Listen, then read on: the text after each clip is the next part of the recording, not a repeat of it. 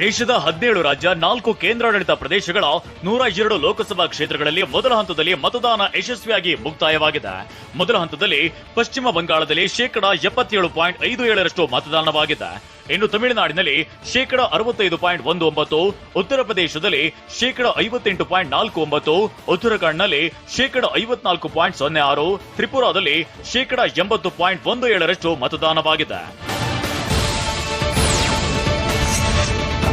ಮಹಾರಾಷ್ಟ್ರದಲ್ಲಿ 55.35%, ಮಣಿಪುರದಲ್ಲಿ 69.19%, ಮೇಘಾಲಯದಲ್ಲಿ 74.21%, ಮಿಜೋರಾಂನಲ್ಲಿ 54.23%, ನಾಗಾಲ್ಯಾಂಡ್ನಲ್ಲಿ 56.91%, ರಾಜಸ್ಥಾನದಲ್ಲಿ 56.58%, ಸಿಕ್ಕಿಂನಲ್ಲಿ 69.47% ಮತದಾನವಾಗಿದೆ.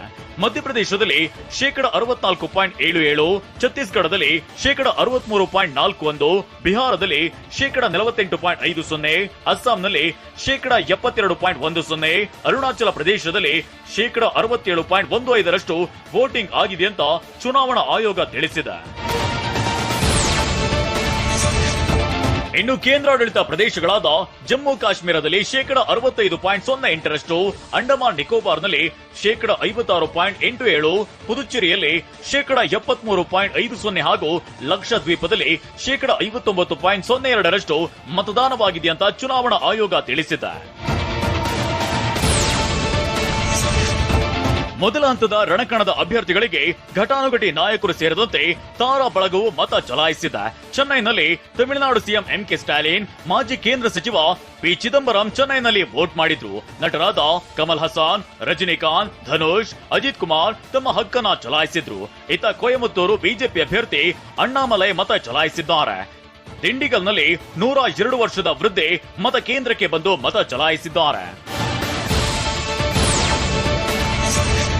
ಇನ್ನು ಮಣಿಪುರ ಲೋಕಸಭಾ ಕ್ಷೇತ್ರದ ತಮನ್ ಪೋಕ್ಪಿ ಮತಗಟ್ಟೆ ಬಳಿ ದುಷ್ಕರ್ಮಿಗಳು ಗುಂಡು ಹಾರಿಸಿದ್ದಾರೆ. ಘಟನೆಯಲ್ಲಿ 3 ಬಲಿಯಾಗಿದ್ದು ಸ್ಥಳದಲ್ಲಿ ಆತಂಕದ ವಾತಾವರಣ ಸೃಷ್ಟಿಯಾಗಿತ್ತು. ಕೂಡಲೇ ಅಧಿಕಾರಿಗಳು ಹೆಚ್ಚಿನ ಭದ್ರತಾ ಕ್ರಮಗಳನ್ನ ಕೈಗೊಂಡಿದ್ದಾರೆ. ಮತ್ತೊಂದೆಡೆ ಇದೇ ಮಣಿಪುರದ ಇಂಫಾಲ್ ಪಶ್ಚಿಮದಲ್ಲಿರೋ ಇರೋಸೆಂಬ ಮತಗಟ್ಟೆಯಲ್ಲೂ ಹಿಂಸಾಚಾರ ನಡೆದಿದೆ. ಇವಿಎಂಗಳನ್ನ ನಾಶಪಡಿಸಿದ್ದಾರೆ.